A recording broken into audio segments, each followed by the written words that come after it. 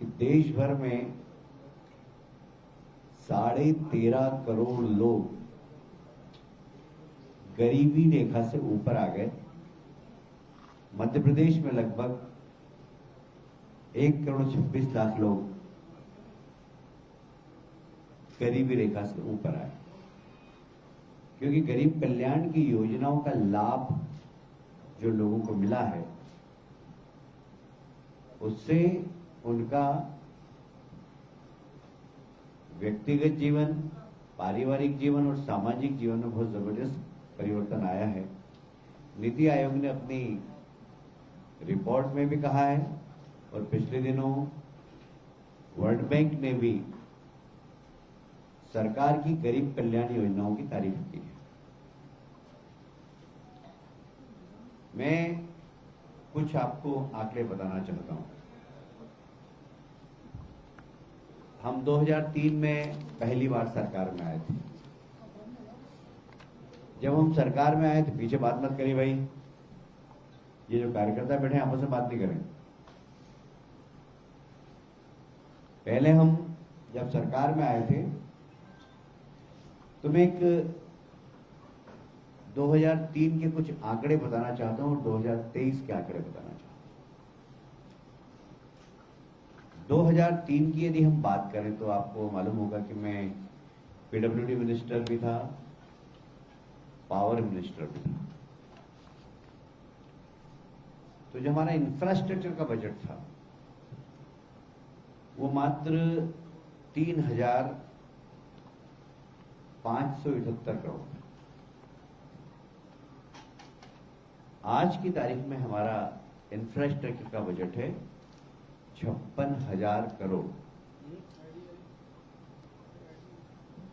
मैं आपको सड़क का बताता हूं।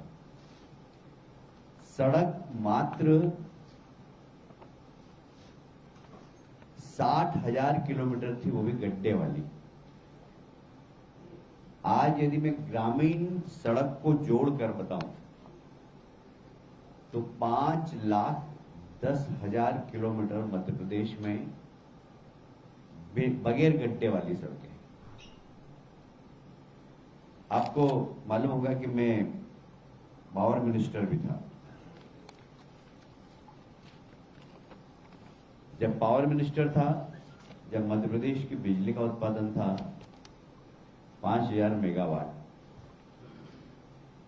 आज बिजली का उत्पादन है 28,000 मेगावाट। मुझे आवाज आ रही है। की बात कर रहे थे और पावर गायब पूरे मध्य प्रदेश में। ये हमने जानबूझ के किया है, ये हमने जानबूझ के करवाया जिससे पता लगे कि दिग्विजय सिंह जी के राज में हम कैसे रहते थे। कैसे रहते? अब वापस चालू करवा देंगे। दिग्विजय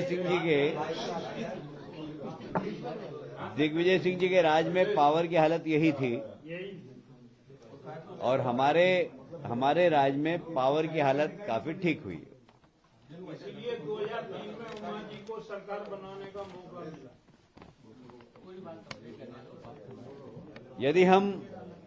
यदि हम स्वास्थ्य की बात करें तो स्वास्थ्य का बजट मात्र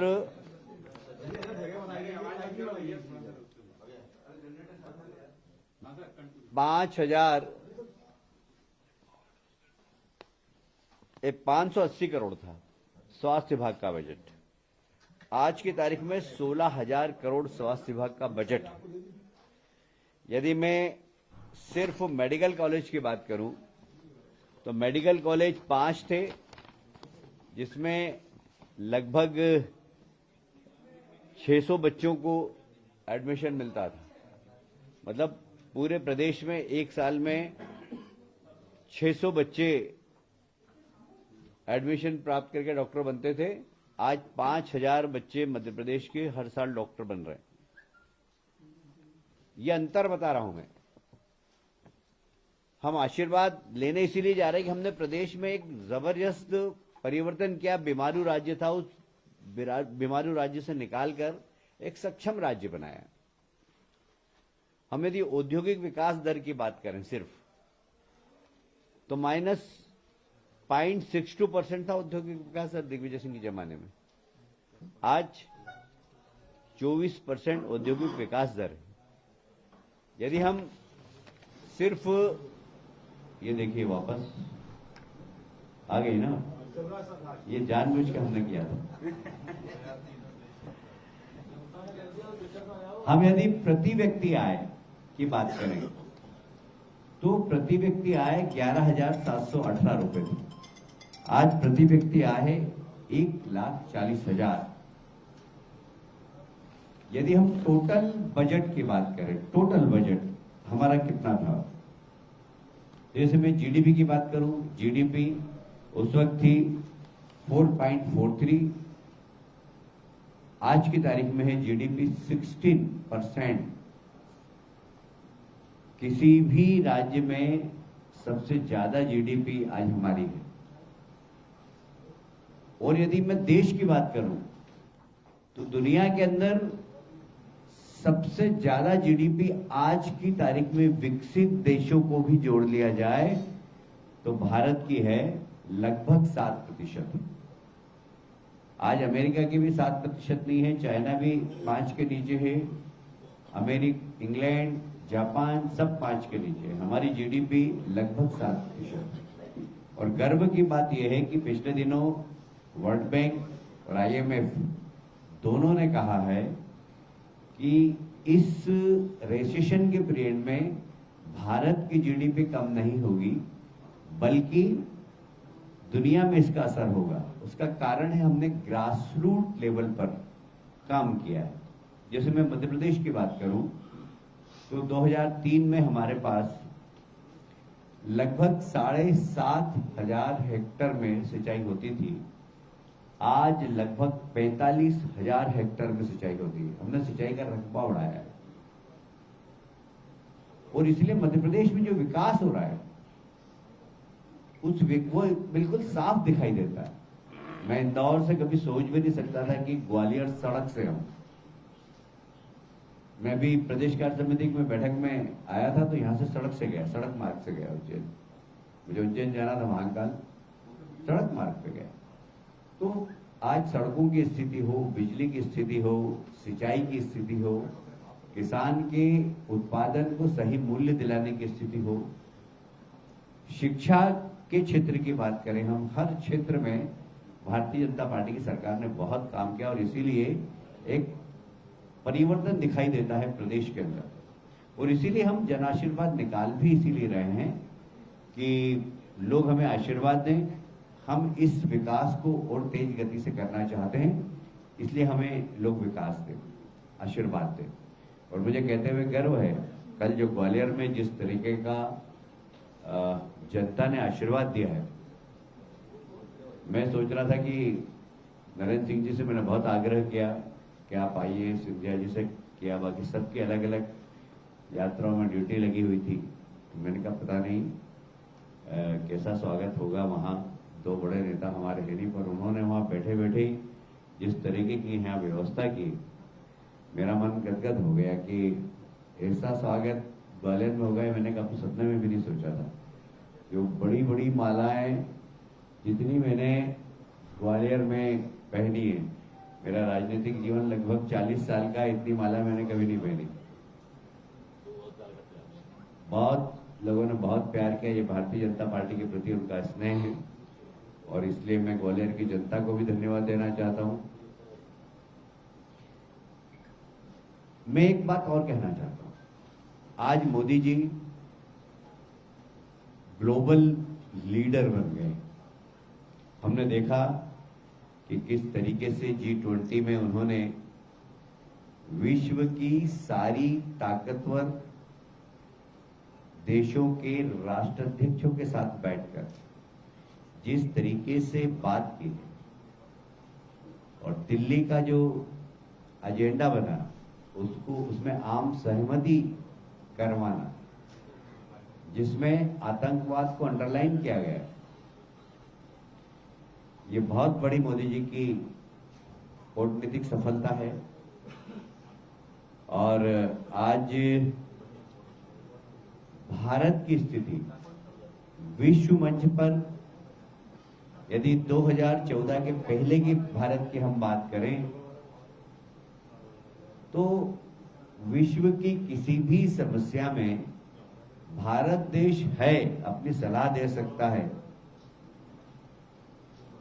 ऐसी स्थिति भारत की नहीं थी। यूनाइटेड नेशन में अगर किसी भी समस्या के बारे में बात होती थी तो अमेरिका ने क्या कहा, चाइना ने क्या कहा, जापान ने क्या कहा, रशिया ने क्या कहा, इंग्लैंड ने क्या कहा, फ्रांस ने क्या कहा, और फाइल बंद हो जाती थी।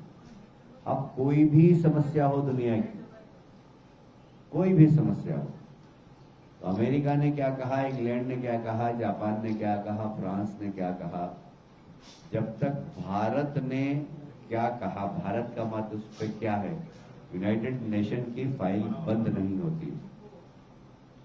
ये एक बहुत बड़ी बात है भारत को, जो सम्मान मोदी जी ने दिलवाया है पूरे 140 करोड़ लोगों को। ये निश्चित रूप से हम लोगों के लिए बहुत गर्व की बात है।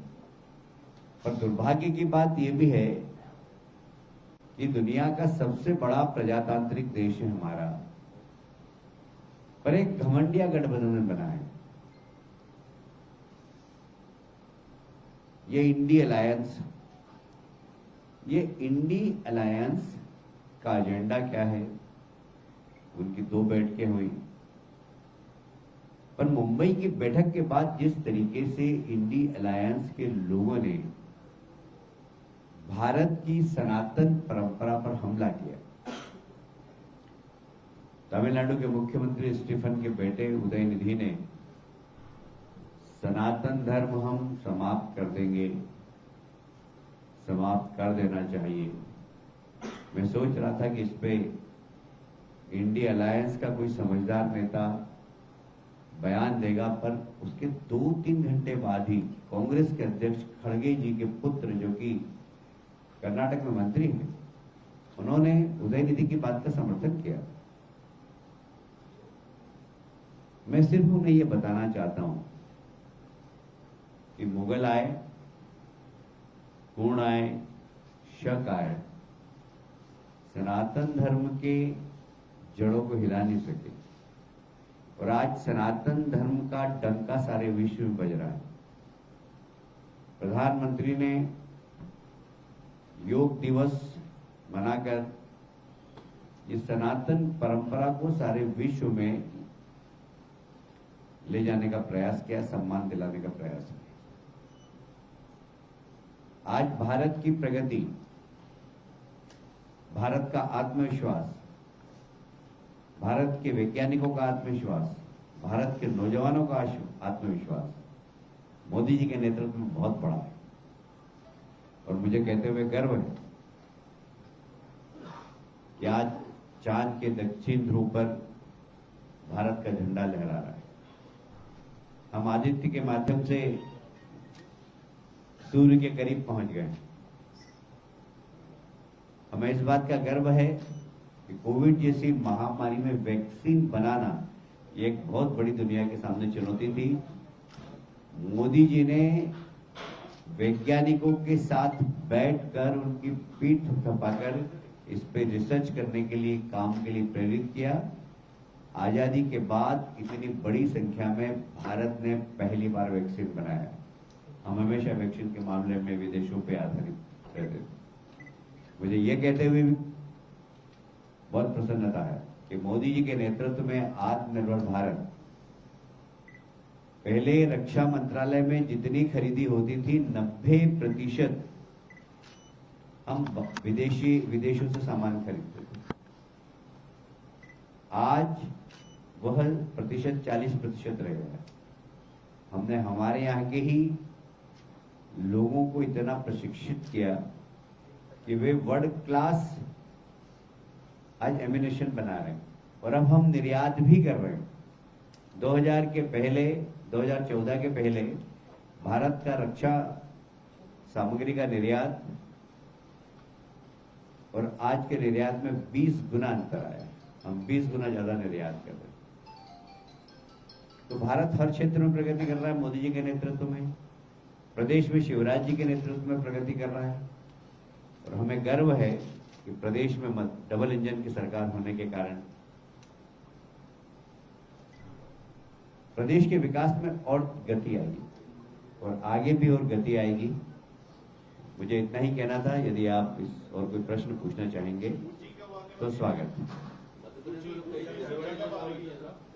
आज चुनाव प्रबंधन कमेटी की बैठक है।